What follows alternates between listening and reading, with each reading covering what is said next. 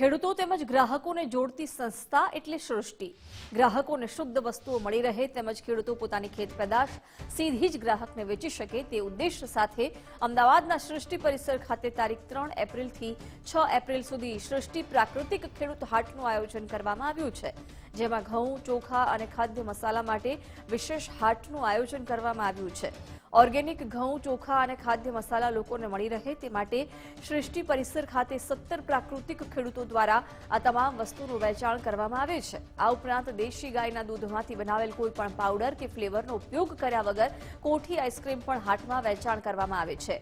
ગુજરાતભરના એવા ખેડૂતો છે જે છેલ્લા 3 વર્ષથી સંપૂર્ણપણે બિન રાસાયણિક ખેતી કરતા હોય તેમજ ઓર્ગેનિક ખેતીના નિયત માપદંડ મુજબ ખેતર તપાસ કરાવેલ હોય તેઓ પોતાના ખેતરમાંથી સીધું જ સૃષ્ટિ પ્રાકૃતિક ખેડૂત હાટ ખાતે પોતાની પેદાશોનું વેચાણ કરે છે।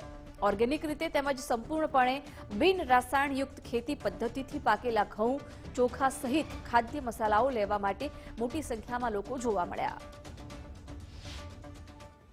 અમદાવાદમાં છેલ્લા 3 વર્ષથી અમે લોકો પ્રાકૃતિક શાકભાજી એટલે ઓર્ગેનિક ખેતી કરતા ખેડૂતોનું શાકભાજીના હાટ અલગ અલગ જગ્યાએ રવિવારે ચાલે છે।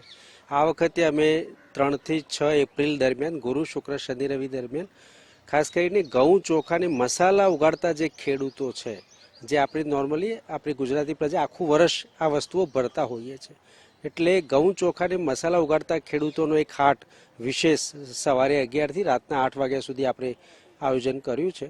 અને એનો મૂળ આશય એ છે કે આખું વર્ષ જેમને આ ભરવું છે, જેમને અનાજ ને મસાલા એમના માટે આ રાખ્યું છે। આ બધા એવા ખેડૂતો છે કે એમના ખેતરમાં જ્યારે બી વાવે ત્યારથી લઈને હાર્વેસ્ટ કરે ત્યાં સુધી અમે લોકો રેન્ડમલી વેરિફિકેશન કરીએ છીએ કે ઓર્ગેનિકની ગાઈડલાઈન પ્રમાણે જ ખેતી કરી હોય, કોઈ પણ પ્રકારના રાસાયણિક દવા ખાતર એમને વાપર્યું ના હોય, એનું પૂરું ફાર્મ વેરિફિકેશન કર્યા પછી આ બધા ખેડૂતોને અહીંયા સ્થાન આપવામાં આવે છે।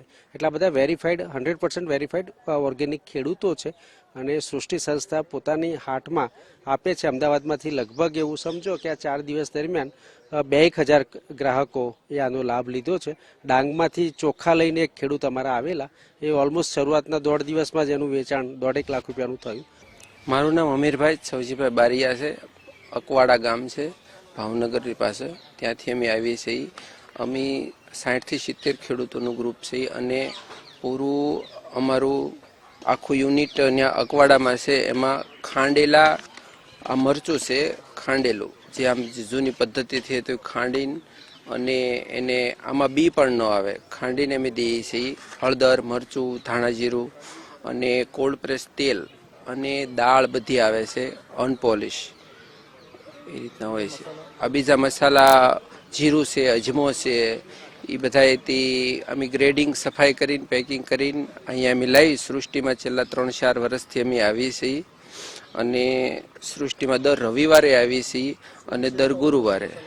વિશેષતા એવું છે કે આ પહેલું તો કે ઓર્ગેનિક છે, બીજું તો કે એ ખાંડેલા છે, એમાં તત્વો બધા જે તે જળવાઈ રહે છે એ છે, અને એમાં બી અને ડીટલા બે લેસ આવે, એના કારણે થોડુંક મોંઘું પડે ગ્રાહકને, કેમ કે બીની અને ડીટલાનો કોઈ પણ રોલ જ નથી હોતો અને એ અત્યારે આમાં પીસીને આપે, એટલે એની જગ્યાએ આ ઉપલી છાલનો જ માત્ર પાવડર હોય એમ।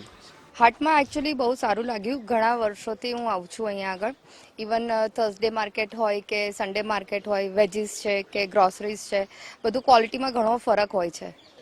હા, મસાલા ને ઘઉં, ચોખા બધા ઘણી અલગ અલગ જાતના તમને અહીંયા આગળ જોવા મળે। મેઇન તો એ છે કે એ જે એના સીડ્સથી લઈને જે એના ઉગાડવાની આખી પદ્ધતિ છે એ બધી આખી દેશી છે, which is very much highly needed right now, કે જે હેલ્થ રિલેટેડ ઇસ્યુઝ બધાને જે થતા હોય એ એવું છે કે જેટલું તમે સારું ખાશો એટલું સારું જીવશો।